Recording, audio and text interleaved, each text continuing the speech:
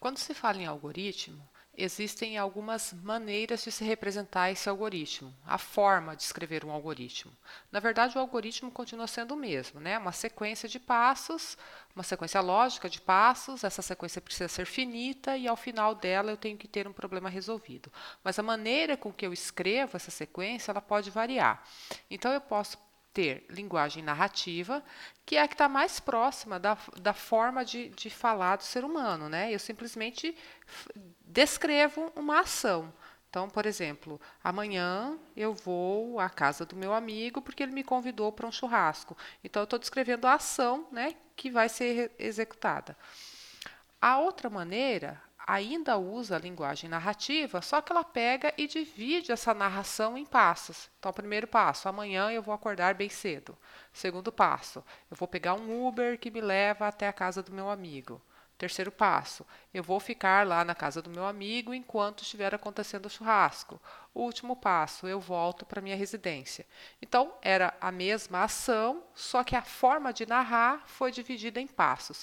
É muito interessante essa linguagem narrativa, quando a gente divide ela em passos, porque às vezes você recebe um problema e quando você começa a trabalhar na solução desse problema, essa maneira assim, de ir elencando o que precisa ser feito é bastante interessante. Você não se atém muito aos detalhes da máquina, mas você já vai organizando as suas ideias.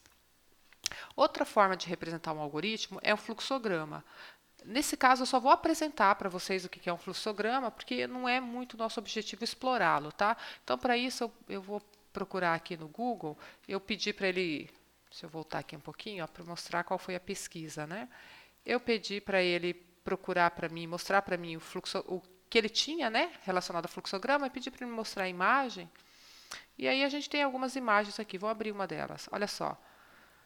Então, aqui, o que, que nós temos? Quando a gente tem essa figura aqui, ó, que é um retângulo com os cantos arredondados, isso aqui significa informação que está entrando ou que está saindo do meu algoritmo, tá? Então, a gente costuma dizer que aquilo que entra, né, no algoritmo é dado e aquilo que ele permite que saia é uma informação. Então, esse aqui é um algoritmo que está fazendo os passos de trocar uma lâmpada, né?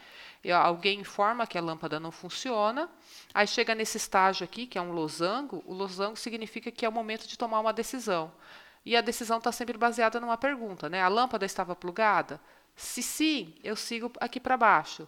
Se não, eu sigo aqui para o outro lado. Então, é sempre uma decisão que pode me levar a dois possíveis caminhos. E o meu algoritmo segue um deles. Até que, ao final, ele decide, né? Se eu tenho que plugar a lâmpada, se eu tenho que trocar o bulbo ou se eu tenho que comprar uma nova lâmpada. Então, o fluxograma é uma maneira da gente representar os passos e ao final eu vou estar com a minha lâmpada trocada, né? Então, ao final eu estou com a minha ação executada. Então, essa aqui é a maneira de representar o algoritmo através de fluxograma.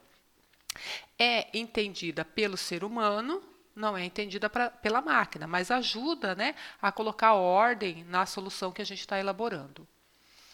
E a última forma é através do português estruturado. Essa aqui vai ser a forma mais explorada porque ela se aproxima muito da linguagem de programação, que é um passo seguinte, né? Porque através da linguagem de programação a gente transforma os nossos algoritmos em um programa de computador que realmente poderá ser executado. Então nós vamos usar aqui o português estruturado como uma maneira de facilitar a escrita dos passos, e essa maneira de escrever usando o português estruturado, ela vai deixar as nossas instruções bastante diretas, precisas, sem ambiguidade. Para nos auxiliar no uso do português estruturado, nós vamos usar uma ferramenta chamada Visual G ou Visualg, tá? Essas duas denominações acontecem. Eu vou mostrar aqui como é que a gente obtém essa ferramenta, tá? Então, eu vou entrar aqui. Eu vou colocar aqui no Google para a gente ver, Visual G. Ele vai mostrar alguns links para download, mas eu gosto de vir aqui, ó, no site visualg3.com.br, porque é o link oficial, né, da ferramenta. Clicando aqui, o que a gente tem? A gente tem algumas informações, isso vai rolando a tela, vai rolando.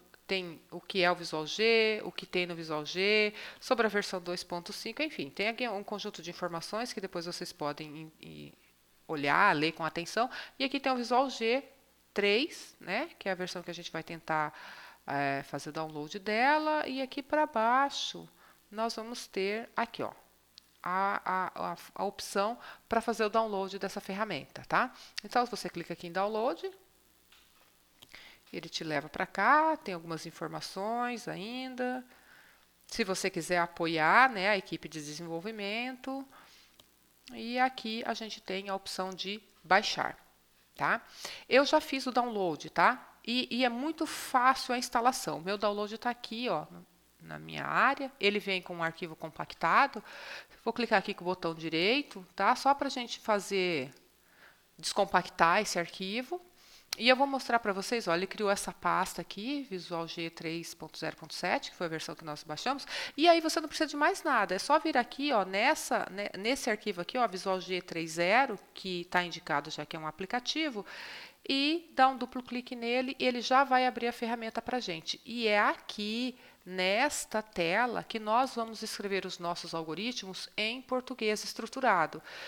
Então, é bastante interessante fazer o download dessa ferramenta para que a gente depois consiga, né, executar tudo aquilo que a gente se dispuser. Então, essa aqui é uma ferramenta, importante destacar, uma ferramenta usada para fins pedagógicos apenas. O resultado dela não é um programa de computador, mas já é o ponto em que nós vamos transformar o nosso algoritmo para uma visão que uma máquina consiga compreender. A partir daí é só traduzir para a linguagem de programação da nossa preferência, tá certo? Então é importante fazer a instalação dessa ferramenta porque ela vai ser muito útil nos estudos de algoritmo futuros.